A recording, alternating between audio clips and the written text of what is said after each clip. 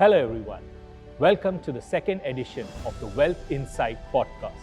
Last edition, we walked through the corridors of heritage, sat across dining tables, and had some of the sharpest financial minds turning the table on us. This edition, we go further.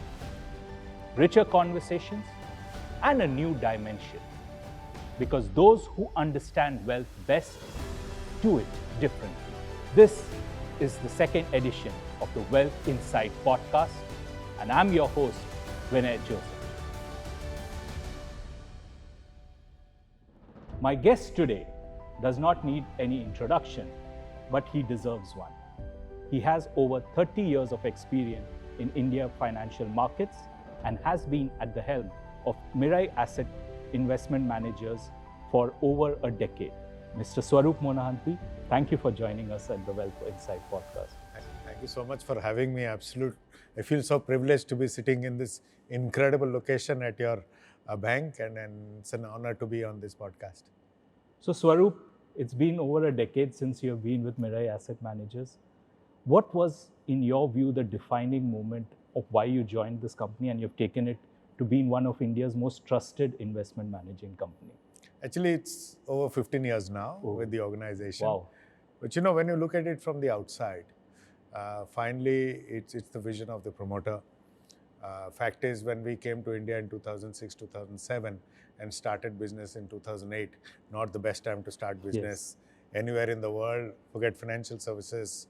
So at that point of time, the industry requirement for starting an AUM, an AMC, the principal required was 10 crores.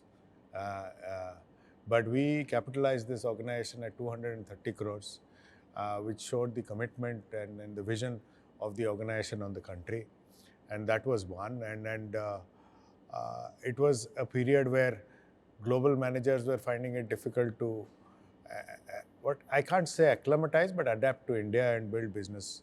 And that's where the most important part of any business is how the promoter views the underlying.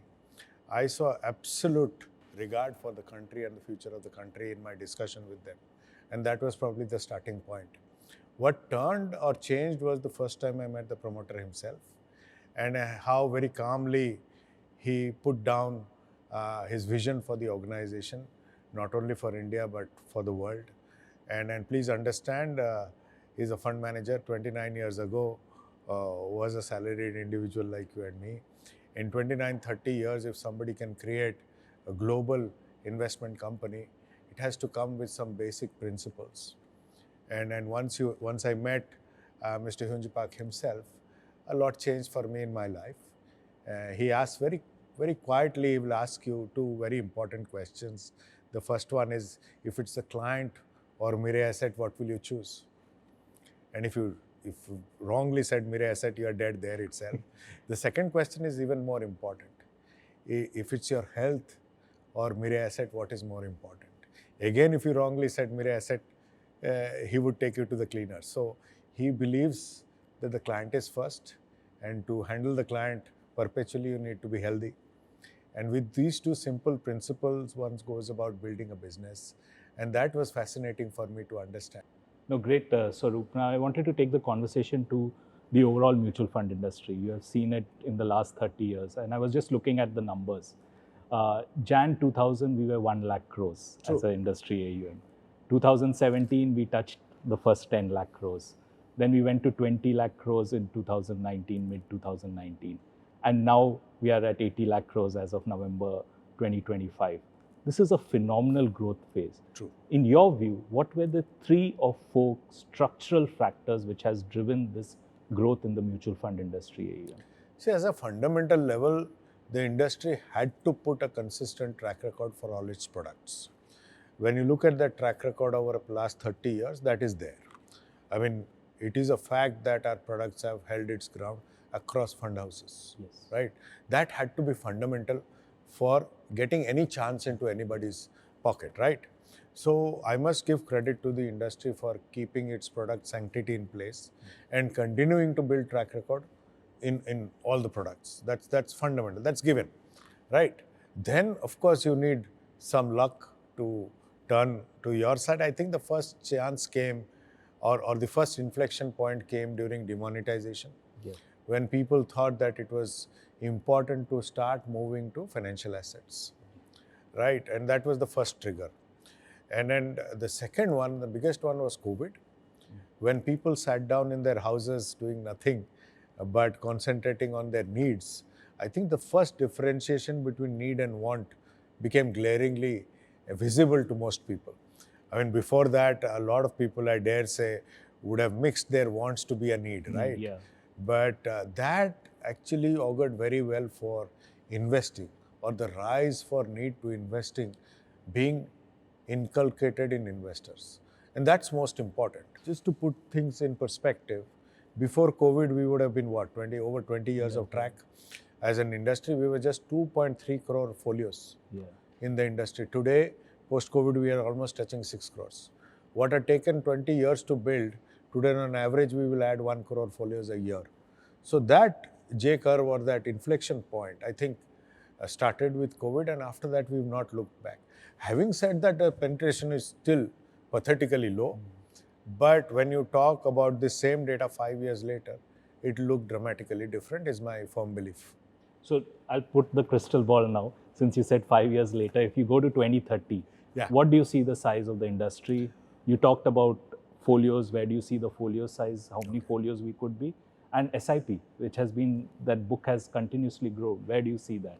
Numbers. So 2-3 parts of the, finally, it's a business of adding investors, right?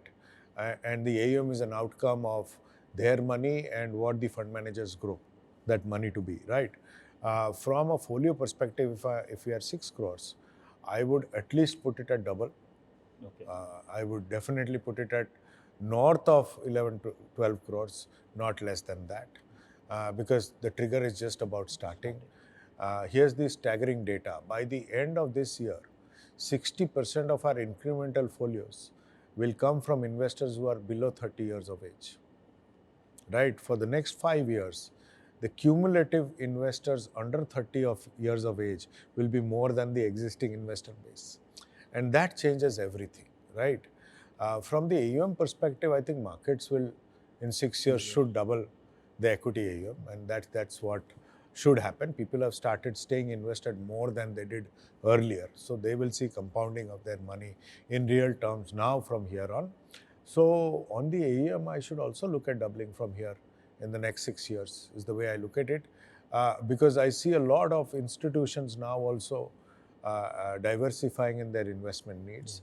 It's not just stuck to the lower end of the curve or liquid funds or shorter end of the curve. I think they are also maturing in investors. Some of our larger equity investors are actually institutions. Wow. So the investor behavior has changed. So I would conservatively put it at double. I'm repeating the word conservatively. But if I have to look at the next 3 years, what would be your 3 key investment trends which you think investors should participate? I think the first participation is to be in the market. I mean, if you leave the market, that is the bigger risk. Just staying in this journey of this country will benefit everybody in the right way. I mean, this is the path of this country is one way, right? And then after this knock of this oil, we are projecting 6% growth, right? So understand the merit of it first. I think the second more bigger lesson for me as an individual is, if I would have come on your platforms number of times, and if I would have said that equity is a growth asset class, nothing would be wrong. But I said equity is the only growth asset class. So when gold is outperforming equity on a 10-year horizon, the merit of diversifying across asset classes is come to the fore, right? All of us had some of it in the physical format, but the merit of owning it in the financial form beats everything, right? So moving from single asset to a proper asset allocation mode is something which one has to now really start looking very in an in-depth manner. I think for your investors and customers, I'll leave behind one small thought. It's probably a brilliant time to sit with your relationship managers to review your portfolio. Lot of rules of the underlying have changed. Like we discussed, the divergence between large to mid and small? Are you owning them a lot? Are you owning the right asset classes in your portfolio? It's probably the best time to sit with your relationship manager to do this incredible review of your portfolio, because there is merit for a lot of change that can happen. But at the same time, they can sit with the RM, but they should come prepared with the right questions. If they come with the right questions, then all of us can come with the right answers. It is your money. You have to take ownership of the money. If you do that much, the wealth creation journey in India in the next 3, 4, 5 years can be pretty different from what it was in the past. So you did mention on how the younger generation looks at investing different, right? The risk profile is different. So post-COVID, I wanted to delve a little on this is, how have you seen investor behavior changing? And do you see that being a key driver also where people now stay invested for longer? Why investor behavior? Just life behavior. Yeah. I was so shocked. I mean, for me personally, I thought people will come out very scared. Yes. Right? But people came out all guns blazing as if, tomorrow was their last day of life. I dare say Indians have started living with a far more free sense than the conservative Indian before COVID. They are less scared now. And that is what gives birth to expression in all forms, right? I mean, the reason I'm talking about the younger generation is they're less insecure than I am. Hence, they will invest very differently. This affinity towards fixed asset will be less for them, right? And what used to be a risk-averse investor before COVID is now a risk-seeking investor post-COVID.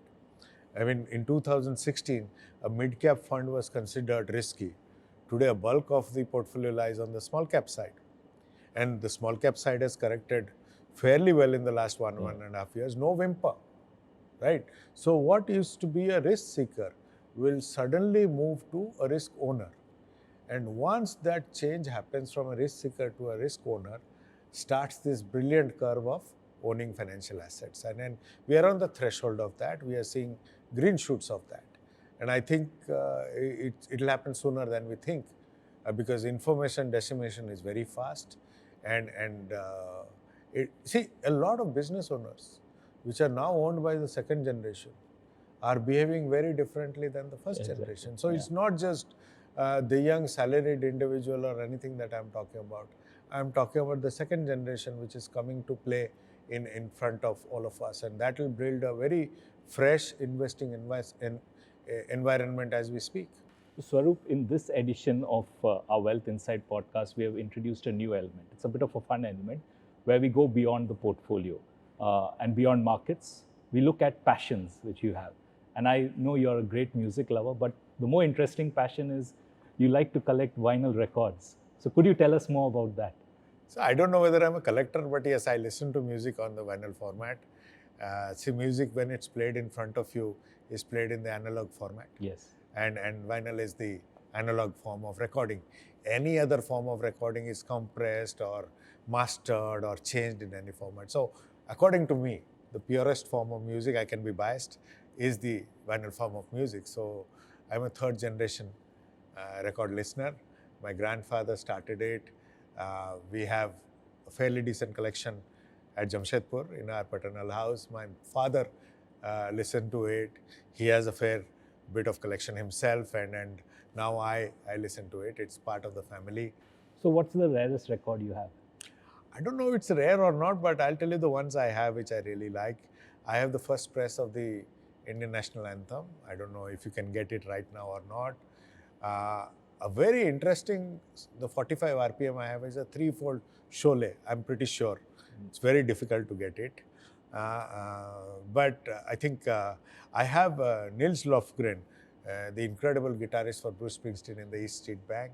His cult song, Keith Don't Go, I have his demo vinyl.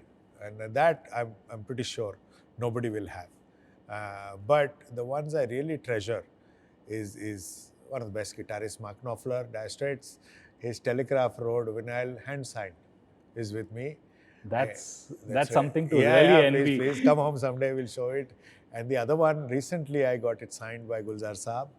For me personally, is that there's an incredible album called Dil Padosi Hai, by R.D. Burman, and we've grown up fascinated by him and Asha Bhosle and Gulzar.